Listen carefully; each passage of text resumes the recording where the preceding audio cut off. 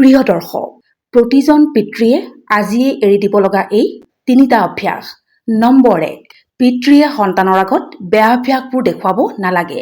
সিহঁতে সেইবোৰেই অনুকৰণ কৰে। ধৰি লওক আপুনি সন্তানক পঢ়িবলৈ কৈছে, কিন্তু আপুনি কাষতে বহি লৈ মোবাইল চাই আছে। আপুনি সন্তানক বজাৰৰ কোল্ড ড্ৰিংকছ খাবলৈ মানা কৰিছে, কিন্তু নিজেই সিহঁতৰ মুখৰ আগতে খাইছে। এনেধৰণৰ অভ্যাসবোৰ এৰি চলক।